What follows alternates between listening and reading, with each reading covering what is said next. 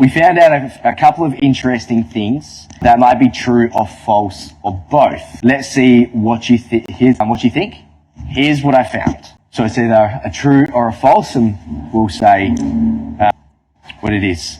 Kyle saved his brother from a pack of monkeys who dropped out of the trees and tried to grab and take Kyle's brother in Africa.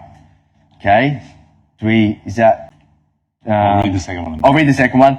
When Kyle was water skiing in Mozambique, he hit a dolphin and thought he had just upset jaw. Okay, so true or false? Who thinks the monkey is true or false? Well, what is everyone? Hands up false. First one. Hands up for true. Second For one. okay. Okay, so we got one monkeys, yeah. One monkey. So the dolphin. All right. So cool. All right. So we'll hand it to Kyle. Which one? True or false? Kim's right. She's read the book. She knows what's up. Yeah. So we were in a place in South Africa called Wild Coast, and it's in Durban. And so we're staying at a hotel, and you're not supposed to feed the monkeys, but there are quite a few different tourist people kind of feeding the monkeys, so they get closer. And these monkeys are quite kind of aggressive. They'll grab your bag, they'll grab your stuff. And so we were literally just doing a walk, and we came back, and there was just a little bit of tree cover, and then we were back to the hotel, and all of a sudden 3 monkeys just dropped and just grabbed at my brother and started pulling him like they were going to pull him into the bushes. And then I just grabbed him, and I was pulling with these monkeys. My brother remembers the story. I remember the story, and it's bloody terrifying. But I got him. So, you know, that was kind of scary because there were 3 of them. One was a little bit bigger. So I was like, I was maybe 12. No, maybe 14. So he would have been maybe 8. So yeah, just a little kid ready to grow up like the Jungle Book, but probably not as sweet a life. So, but yeah, thank you very much. Appreciate that, and thank you guys. Yeah, well, welcome, Kyle from Handasydes Destiny. Thank you, mate. Appreciate it. Thank you.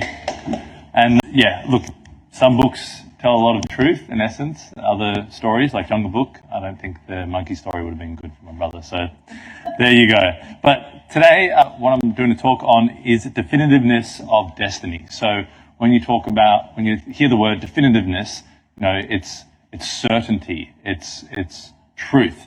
And I want to ask you all, have you ever watched a movie and you somehow knew what the next scene was coming, or you knew where the plot was going, or you knew the story, you knew in your gut it was accurate? So yeah, everyone's had that experience? Yep.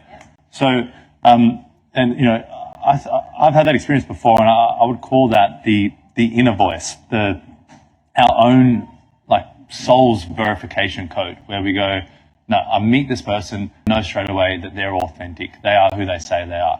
Or I hear the story that someone told me, and I was transported there. I know it was true. And I think we've got that guiding light within us, but it does get a little disturbed along the way. So in photography and in audio, you know, you have this thing called noise. So in photography, noise, you lift up your ISO so that you can have a little bit more light in your image. But that creates noise. So it creates a little fuzziness, a little discoloration of pixels. And it's the same thing as when you're when you're listening to audio. You know, if you increase the gain, then you get a ruffly like noise into it. So I think in our life, you know, we have a clear vision. We know what's true. We have our soul and our spirit and our heart and our mind that knows and is accurate. But then we let these other forces in to increase our life, other people, other experiences, and it adds that noise and that fuzziness. And so definitiveness of destiny is about bringing back that clarity of where you want to go and fulfilling that. So when I was younger, at one of my lowest points, when I was 18, I went into hospital.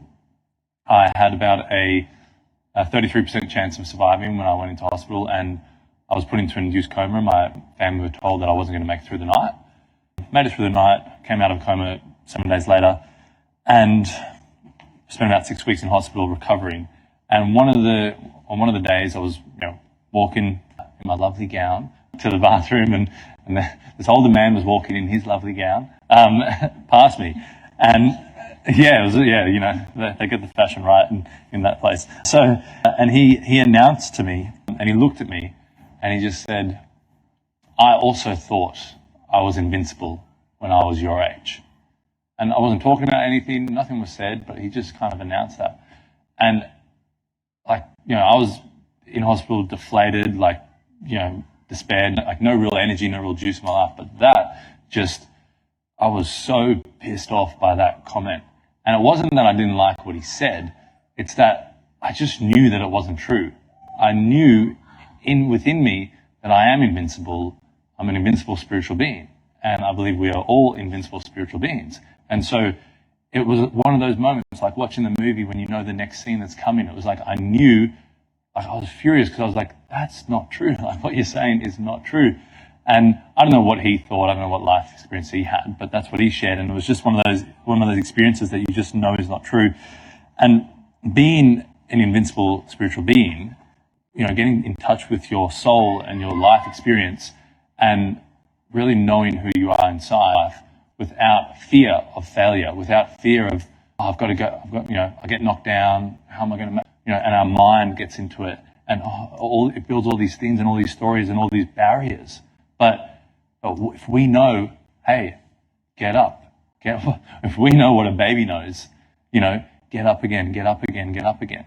And a baby is a little bit, I don't want to use the word, but kind of stupid, but kind of not developed intellectually. So we are all smarter, and we know, oh, if I get up, I'm going to get that pain. If I try again, I'm going to get that pain. Or a baby's like, oh, I fell over, I'm back up. And sometimes you've got to have a bit of that, I don't want to use the word stupidity, but you've got to have a bit of that play in life, that kind of bring that back, you know, because we all want to be the smartest when we're debating what we believe in, or we all want to be the smartest when we're being intellectual and being seen.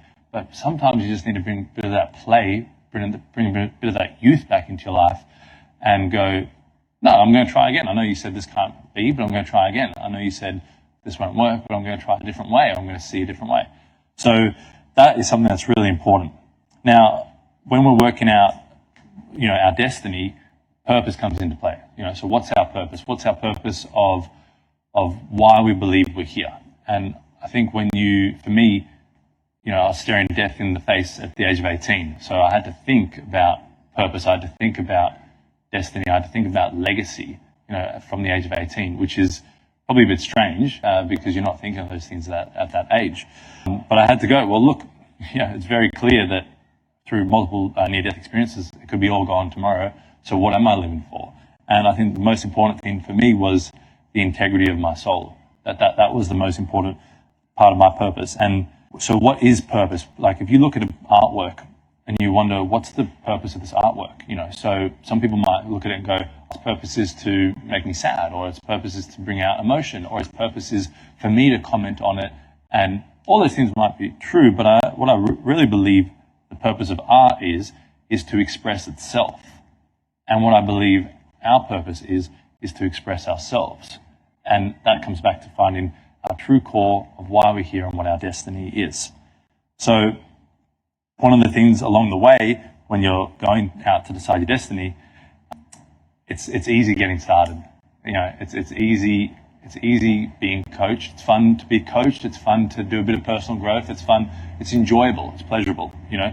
And a lot of people will get caught in the pleasure zone of, hey, I'm learning, you know, I'm enjoying this. But there's a certain point where it's no longer enjoyable.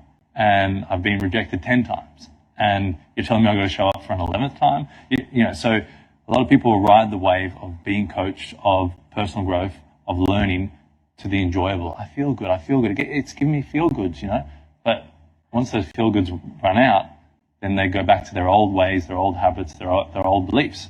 So it's actually where you really get that growth is when you push over that, hey, it's no longer about my feelings and emotions. It's about my growth. It's about my new. Where you know, that's where I was. I'd get to this point and then I'd do a U-turn. But it's about the new development. And that comes through a lot of time, the pain and the threshold of pushing through And sometimes it's tears, sometimes it's real pain, but that's where the true growth comes. And so when you're going along and you're figuring out your purpose, and you're deciding your destiny, and you're growing and you're stepping, just be aware of that. It's all feeling good. I just started a business. I just chose a logo. I just did a pretty picture. Oh, I feel so fantastic. Where are my customers? Oh, crap. I got to go out and get them, And so that's the reality that we have to face. And sometimes if it's feeling hard, or you're feeling like you're at your wit's end, you're feeling like you can't get the sayings right, just know that you're close, and you're closing in. And one of the important things in that is to be single-minded, is to be, for me when I was writing this book, it was, hey, this thing's coming out. There's challenges along the way, there's everything, but this story is coming out. For some reason, I've felt that I need to get this out of me. And so no matter what, it's coming out. And so think ahead of the long game. Whenever you're choosing a business, when you're choosing a new project, if you're choosing to set up a podcast, if you're choosing to, whatever it is, just think the long game. Am I going to commit to this no matter what? And then you won't have a lot of those disappointments, because it's, hey, I'm on path, I'm working, I've said do or die, this is where I'm going.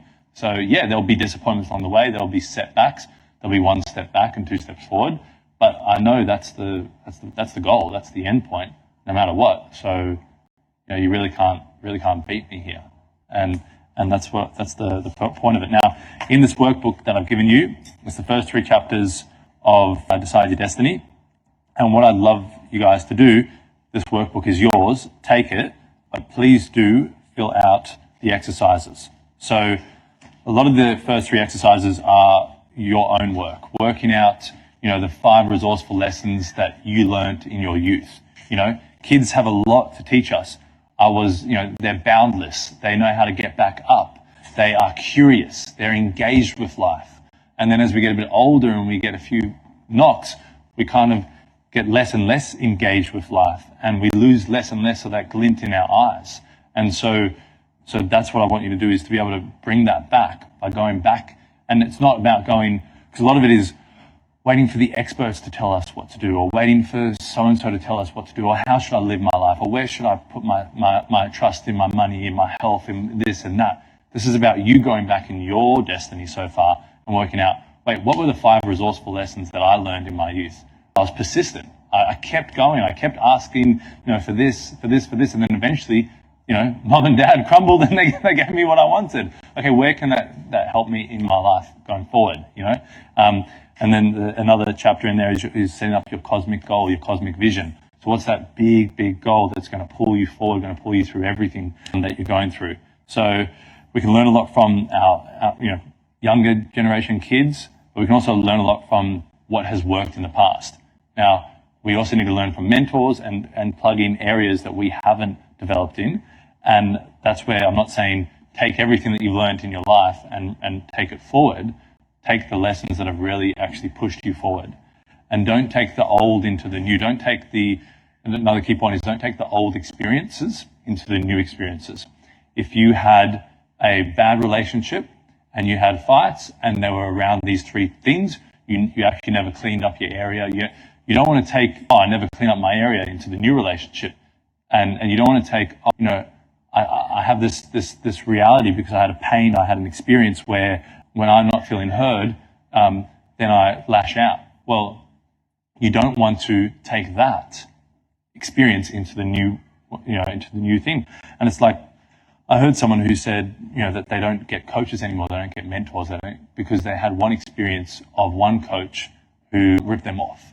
And so that one experience now defines their reality, and they've chosen the topic coach, which is, like the universe of coach, as rip-off, and so that's what we do in life to protect ourselves from the future pain.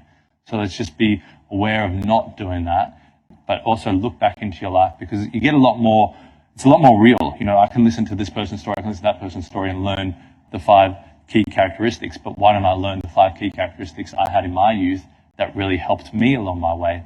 And it's more real to me, I connect to it. So please fill out those exercises, and thank you very much, guys. Yeah, go for questions if you want.